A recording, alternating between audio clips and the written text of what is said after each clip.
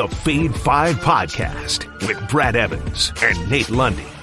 Place your bets, you jackwagons! Welcome to the Fade 5 Podcast, presented by Suavecito Tequila. And Lundy, welcome back. You're beautifully tan after your vacacion in Mexico. Did you have a good time, and how big is your liver right now? I left my liver there.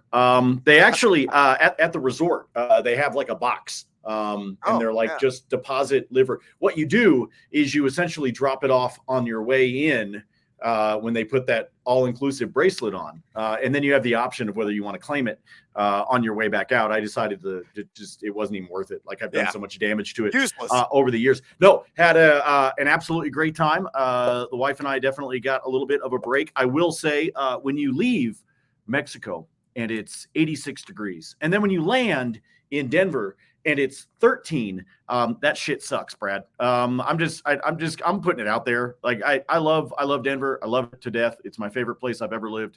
But son of a bitch, that sucks. Major shrinkage, and I know a little bit something about that right now because it's awfully chilly here in Central Illinois. We're going to get blanketed with 5 to 9 inches of the white stuff allegedly tonight. So as a result, I got nowhere to go, which means I got a wager maybe on some college basketball. We're going to get to that here in a minute on the Fade 5, but also the NFL. And I want to get a sense of your early NFL side or total pick to click championship Sunday upcoming.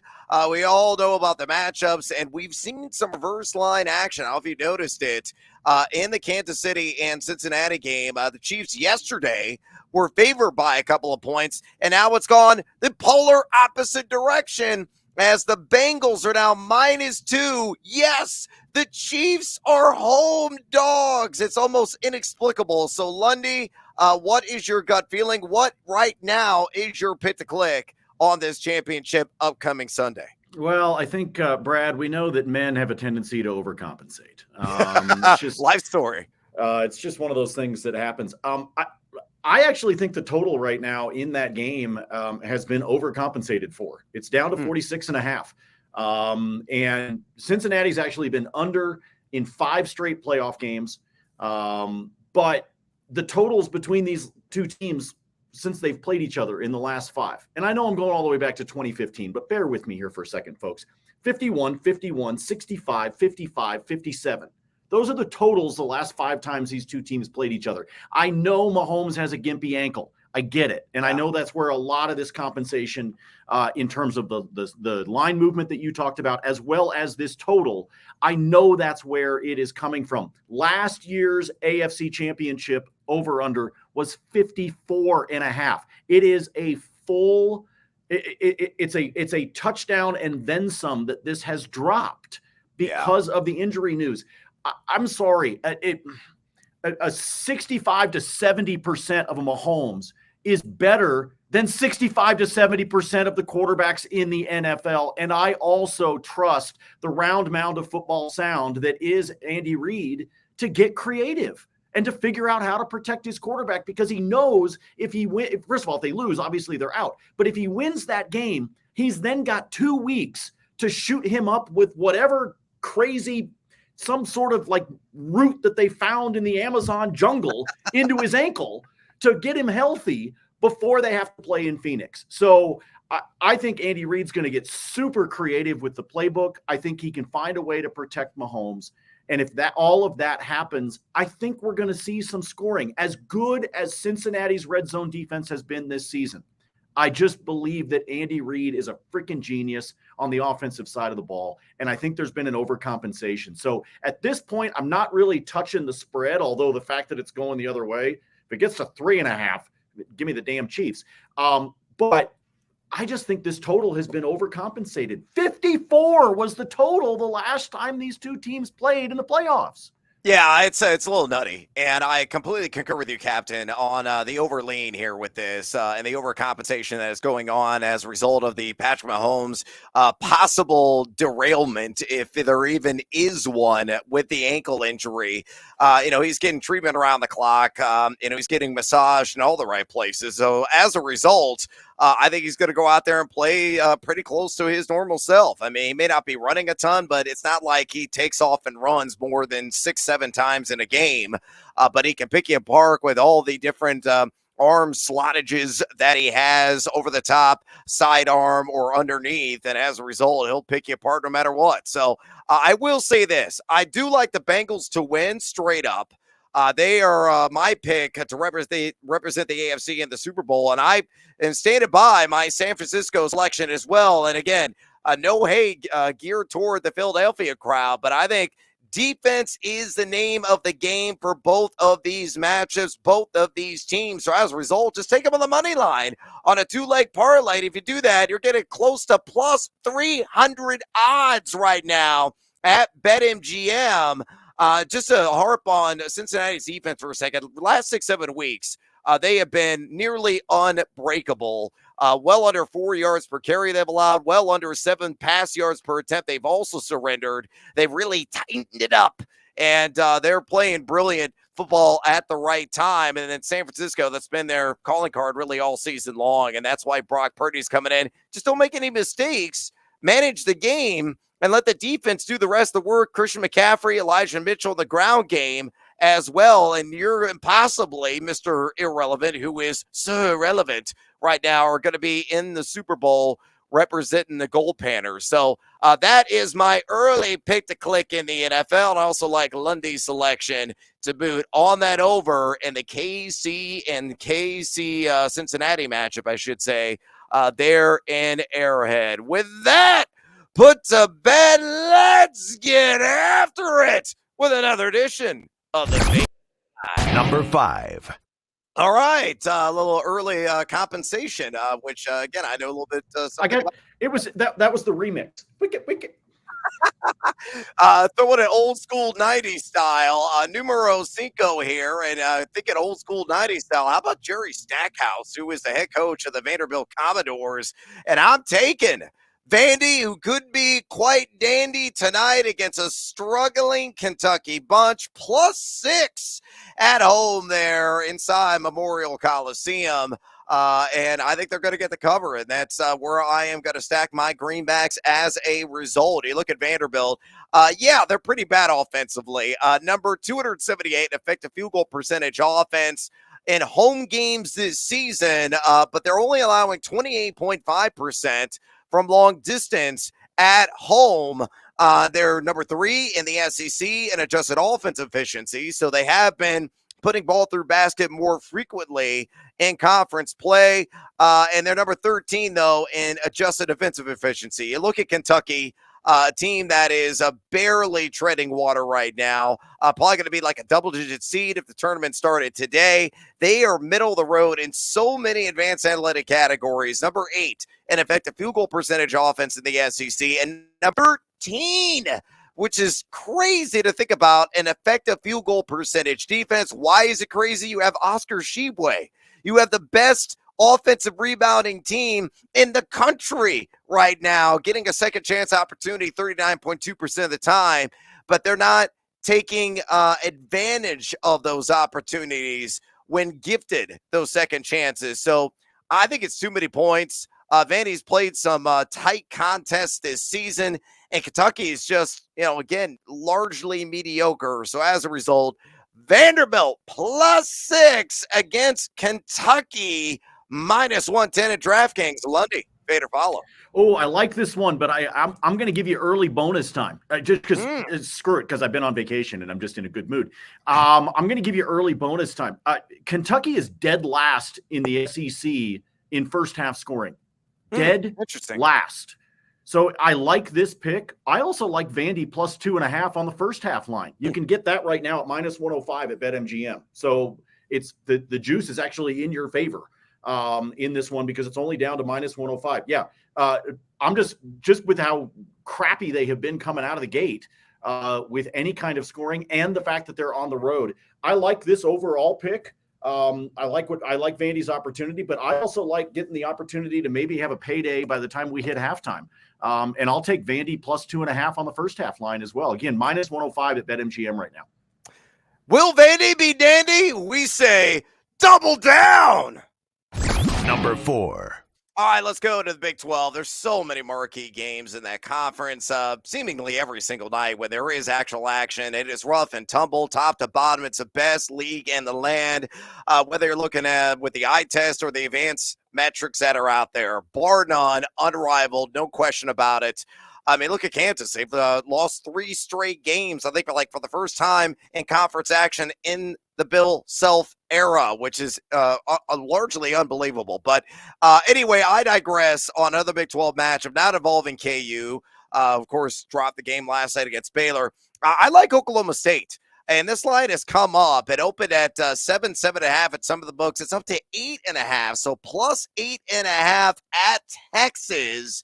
Minus 110 available right now at BetMGM. Oklahoma State, one of the better defensive teams in the country. And I think why this line is so valuable is because Musa Cisse is back off of injury. This is going to be his 3rd game.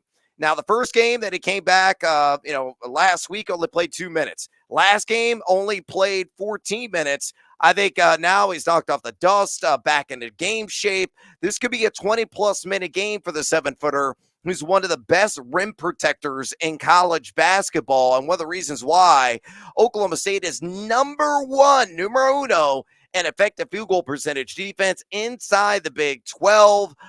They're giving up just 42.7% inside the arc and below 34% outside of it. And they're a plus 3-point shooting team on the other end of the floor, netting 36.4% from way downtown. Hey, look at Texas. They are dead last in Big 12 play and 3-point percentage defense, giving up 37.3% along the arc. And not only that, too, but a team that's really struggling netting some of those outside shots. I mean, outside of Marcus Carr, who's been wildly erratic at times, collectively shooting just 29.3% from along the perimeter in Big 12 action.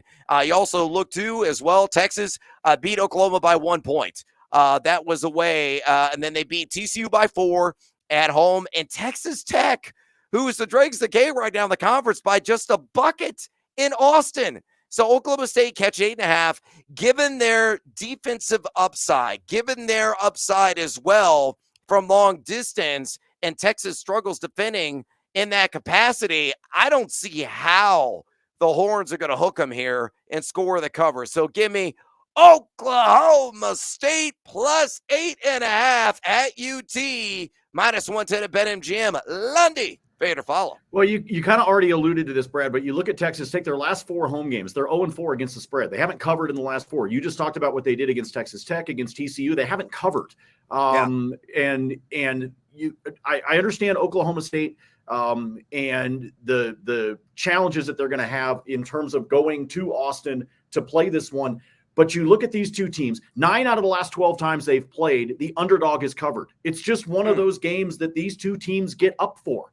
And Texas has proven to be shitty at home in covering against the spread. So you put all that together, and the fact that, like you said, this line opened, I think it's 7.5 at BetMGM. It's now at 8.5. Like, it's moving in our favor right now. And so I don't know what's making it. I don't know where the money's coming in. I don't understand quite why that's happening, because what the Cowboys have done and what the Longhorns have shown me at home, I think this is, I kind of feel like this is a gift right now. Texas may win this one, but I think Texas might win it by 5, maybe by 4. And so why not do it when you've got this kind of a cushion? If you don't like it, fine, alt line yourself, take it up to 11.5 or something like that. If for whatever reason you think Brad and I are nuts, but everything that I look at in terms of the matchup between these two teams and what Texas has been doing at home, they're letting teams hang around, especially in the conference when they're at home. It doesn't make any sense. The Longhorns shouldn't be doing that. There are some of these teams, as you said, especially the Red Raiders. Good God, they're terrible, but they're letting them hang around. They've been doing it, even you go all the way back to their non-conference games at home, and they're not doing a good job of covering. So this, to me, it feels like a gift, which probably means that we're dumb as hell and we're missing something. Yeah, because this feels like really like a no-brainer to me. So I'm hoping that we're onto something, and that we're not getting getting punked, because I mean, it'd be cool to meet Ashton Kutcher, but I really don't want to be punked. I just don't want to. I don't want that to happen. I don't want that to happen to me. No, I don't think it is going to happen. Yeah! Giddy up, fools! Wager on them Cowboys. Number 3. All right, let's work in a little two-leg alt to one of the lines and a money line and try to get you in a plus money territory. This is even money, plus 100, as constructed at Tate Time at DraftKings Sportsbook. Leg numero uno, give me the Air Force and aim high. I salute you. Fighting Falcons, plus 7.5. In their matchup on the road against San Jose State. And I'm going to pair that with the Rutgers money line inside, not the Jersey Mike Center, though it is delicious Mike's way. Trust me. Me and Dan DeVito agree. But it's called the Rack, and it will forever be the Rack. And I think Rutgers inside that venue takes care of business and wins straight up against Penn State. Again, plus 100 at DraftKings. Why do I like Air Force? Well, you look at San Jose State, number 257 on the season in 3-point percentage defense. They have played a little bit better defensively in Mountain West action, giving up 34.3% along the arc, but a team that has had their issues offensively. Number 10, an effective field goal percentage offense within Mountain West Conference action. You look at Air Force, their calling card is shooting the three. Yes, they're one of the youngest teams in the country, Scott's bunch there, but 45.7% of their shots come from three-point distance, and they're netting 36.3% of those right through the cylinder. So if they tickle the twine from outside, I think they're going to do some damage. May win this game straight up, knowing they have one of the better defenses in Mountain West play. Number 2, to be exact, an effective field goal percentage defense are the Falcons. They've proven to be road warriors this season. They won at Colorado State. They won as well at Fresno, and I know those two teams are underwhelming right now within Mountain West action, but pull it together, man, on an alt line plus 7.5. I think Air Force scores the cover there. Hell, they may win this game straight up. And then Rutgers, a team you just, got to follow at home. One that is one of the elites defensively in the country. They are top 5 in adjusted defensive efficiency. I know Penn State is an older and proven bunch. And Pickett is just a nuisance. One of the biggest matchup problems in all of college basketball, the way he dribbles and bodies you down, can breach you outside as well. But Rutgers, within the friendly confines, just an elite turnover-forcing team. And with a big Cliff Amore inside and some of that outside balance with their three-point shooting upside in general, I think they will score the victory. So, again, Air Force plus 7.5 on an alt line. Rutgers on the money line on that two-legger plus 100 at DraftKings. Lundy, fade or follow. Nice little outline. I like the Rutgers one. I'm going to leave that one alone. Air Force, it comes back to a number that I was just talking about when we talk about, Oklahoma State and Texas, how they've been at home. This is another one where if you look at the last 6 times these two teams have played, the underdogs covered every time. It's just that's what's happened between these two. And you talk about the road wins that Air Force has had, and yes, it's been against a couple of teams that are down in the Mountain West, but it's not like San Jose State is up. Okay, I mean, come on, right? It's the same kind of thing. Just the Mountain West doesn't have the same quality right now as we've seen a couple of years past when we were riding the coattails, for example, last season of Wyoming. We're just not seeing that right now. Outside of Hawaii, who's just continuing to play great defense, and they're a ton of fun to watch. But this is one I love the alt line because I like the idea of Air Force being able to cover, kind of like the under in that game as well, by the way. And I'll throw the Rutgers money line in. You got it up to plus money. Solid move, my man. Good job. Muchas gracias. Salute that plus money, fools. Number 2. All right, let's go back to the Big 12 and another colossal matchup. But I am going to be glued to this one. I'm planning to watch them from beginning to bitter end because I think it's going to come down maybe to the final 10 minutes of this contest. Iowa State in Ames. I'm going to lay the chalk here at -5 against visiting Kansas State, one of the shocker specials of this college basketball season. Those odds available at Caesars at -110. Why am I writing Iowa State? Well, it's all about the Hilton Magic. They are 10-0 at home this year, and a team that is locking down defensively on the entirety of the season. Number 7 in college basketball out of 363 Division I teams, and adjusted defensive efficiency. A team number one as well in turnover percentage defense. They force a lot of mistakes, actually 28.4% of the time to be exact, and a team that can light up the scoreboard from outside. They're netting over 40% from distance in Big 12 play. It has a lot to do with Caleb Grills, one of the best sharpshooters in college basketball. Meanwhile, you look at Kansas State. Yeah, they're 6-1 right now, top in the Big 12. And a team that is training not just to a high single-digit seed. Hell, they got an outside chance at a number one seed, Kansas State. The little red-headed stepchild of the Sunflower State there in Manhattan has really risen to the occasion here under Jerome Tang. The Tang gang demands to be heard. They're number one in conference play in effective field goal percentage offense, and number two in effective field goal percentage defense. So they have that striking balance. They have one on the road as well. Remember, they hung a $116 on the Longhorns in Austin. They won an OT against the Baylor Bears. But I think they're going to kind of fall back to the pack. You got a 2-loss conference team here in Iowa State, and it's just all about their ability to make it rain from outside and body you up. They challenge every shot. So as brilliant as Keontae Johnson and Marquise Noel are, for this Kansas State team, if they Gabe Klauscher, Caleb Grill, and friends get her done, it's going to be tight. I got to be a bit of a nail biter here, but I think Iowa State is going to cover the 5. I'm laying the chalk, -110 at Caesars. Lundy, fade or follow. Oh, I can pull the same trick you did the last time. I can one-game parlay this. Oh, you can? Totally. I can Iowa State on the money line. I can bring the total down from 134 to 125 and then play the over, and that's plus money right there. All right. Iowa State briefcase. Iowa State's been over in I think their last 4 home games. It's either 4 or 5. I can't remember which. K-State's been doing it on the road in terms of hitting the overs, but I want to bring myself down just a little bit just in case K-State gets cold at any point in the game. If the crowd starts getting into their head, with Iowa State, do they wind up going through a little bit of a cold spell? Maybe. So if I bring that total down by 9 points to 125.5, play the over, and then take the Cyclones just on the money line. I like this one. I do think they cover, Brad. I think this is going to be a nail biter. But again, it's another opportunity for me to get creative, get myself just to plus 100. It's not a big payday. It's only a plus 100 one-game parlay, but that happened at BetMGM this morning. You can get that one nice and easy money. Lundy, full admission, I think it just moved on that plus money.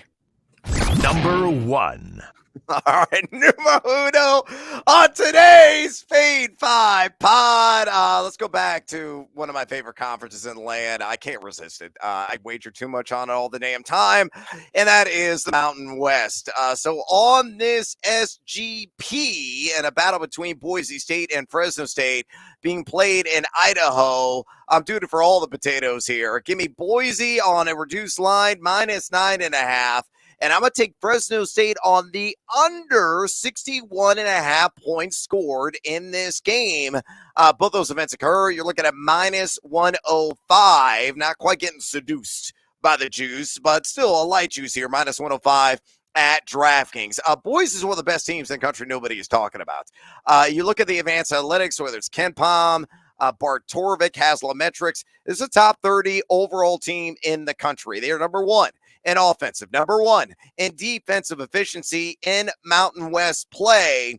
And you look at Fresno State, a team that is pretty lousy offensively, number 269 on the season in effective field goal percentage offense. They're only shooting 30.1% from three-point distance, and they have gone under 61.5 points in 4 of 7 Mountain West contest. So, Boise's not really an up-tempo, fast-paced team, though they can play that style if forced, like going up against New Mexico, for example. That was a memorable game last Friday, unless they lost by a deuce there in Albuquerque. But Fresno is more of a grinded-out kind of team.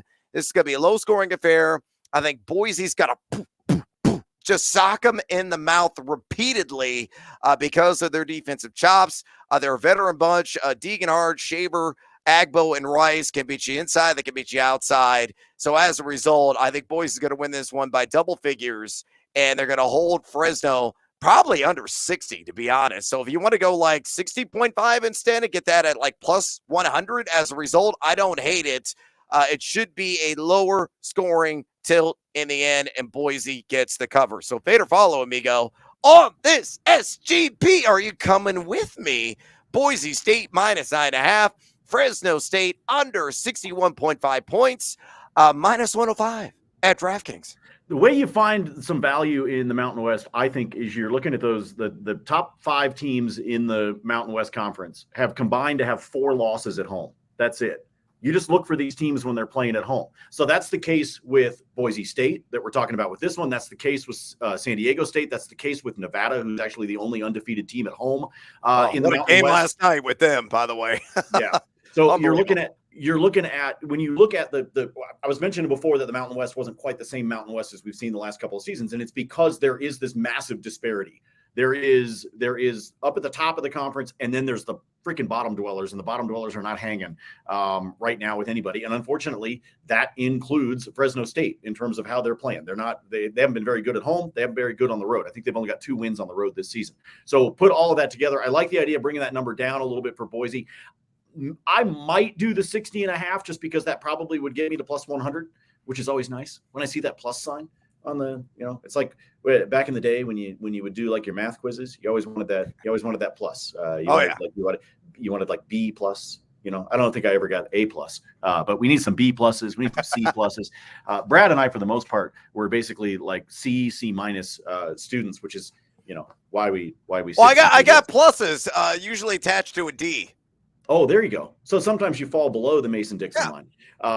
And that happens. No, again, this is good. And it's one of like I said, if you're looking at Mountain West play, folks, and you're looking for some of the teams that you want to be able to do, or even if what you're trying to do is, let's say you're doing like a 2 or a 3 leg money line in college hoops, and you're looking for something later in the evening, I'm telling you, go look at Mountain West, look at some of these home teams because in the Mountain West, home court is big, like I said, for those top 5 teams within the conference. So pay attention to when those teams are at home and take advantage of them, because you can do a simple 3-leg money line type of college basketball parlay, and you can throw in somebody like Boise State into that just to help get you over that threshold of the plus numbers.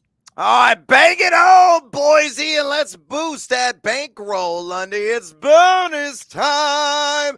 What else you like on the Super Tuesday? I mentioned the fact that I already gave you a couple of the bonus times, like that number that I like with Vandy in the first half. I'll go back to that one just because of how poorly Kentucky has played in the first half. Again, dead last in the SEC in first half scoring so far this season. Let me give you a simple 2-leg money line in the National Hockey League tonight. That we're going to take Boston. We're going to take them on the road against Montreal. You look at Boston against Montreal. They've beaten them 7 straight times. So I know the Bruins are on the road, but they're the cream of the crop right now in the NHL with how they've been playing. So I'm taking them on the money line. Then I'm bringing it home here to Denver as Colorado. Apparently I just need to leave the country, and then my favorite hockey team will win. The Avs are on a 5-game winning streak right now after completely blowing it and looking like dog shit on the road against the Chicago Blackhawks. They lost inexplicably to Chicago. They've turned around and rattled off 5 straight wins. They're starting to look more like that team that won the championship last year. Cale Makar is a game-time decision tonight. I think he's going to wind up playing for Colorado. Ovechkin is also considered day-to-day on Washington's side of things. But when we look at those two, if Cale Makar comes back to this machine that has won 5 in a row for Colorado, they should make it 6 in a row at home. So Boston on the road against Montreal, Colorado at home against Washington. Just those 2 on the money line get you to a plus 108 over at BetMGM. Also a player prop that I like in that one. We're going to the Sogs, Brad. We're going to the Sogs. We got shots on goal for Nathan McKinnon. It sits at 4.5. You're going to pay some juice to play the over at a minus 135, but it sits at 4.5. Here's his last 6 games for you: 7, 10, 3. All right, that sucks. 5, 5, and 8. So he has beaten this number and in some cases absolutely obliterated it. And I think he will do that tonight at home against the Washington Capitals. So a few plays for you on the ice as I get back to where I'm talking about ice and I don't mean blended in my drink. Yeah, they have plenty of that. No doubt about it. That's why your liver is still in Mexico into perpetuity. Let's go back to college basketball. I'm going to lay the chalk of my Fighting Illini tonight. I'm going to try to bury the bias. I'm speaking as objective as I can here. But I like Illinois to bounce back -3.5 against Ohio State. Zed Key may or may not play for the Buckeyes. And if he is out with an knee injury or is limited by that setback, it grossly alters the entire scheme for Chris Holtmann and company, because Zed Key is indispensable there in the post for the Buckeyes. Illinois is going to have to get out, though, and really defend the perimeter. Ohio State shooting 41.8% from distance in Big Ten action. But I think Terrence Shannon off the dribble. I think Dean Danger, watch yourself inside, is going to kiss it off the glass early and often. And Coleman Hawkins and his versatility is going to be problematic for this Ohio State team, who, like Illinois, has been wildly inconsistent. 3-leg money line parlays that are like all these teams got to do is win straight up. I'm not going to give any reasons why. TCU, Iowa State, who I already mentioned, and Arkansas. All three of those win plus 136 right now at BetMGM. The second one, Rutgers, for the reason I mentioned earlier. NC State, UNLV against Wyo at home. All three of those hit, meaning they just got to get the dub. Plus 124. And then going in the NBA, Nikola Vucevic has been tearing it up. Which is a rarity for a lot of Bulls fans to say that. I like the over on 2.5 rebounds tonight at plus 105 right now at DraftKings. He has hit the over on this in 11 of his last 13 games. And he's going up against the Indiana Pacers, who over their last 10 games have led the second most rebounds per game in the entirety of the NBA. Maximize the matchup. Ride the hot hand. Vucevic going to squeeze at least 13 balls off the rim. Again, at plus money. Got to take advantage of those odds. All right, we are out of time on this plus-size edition of the Fade 5 podcast.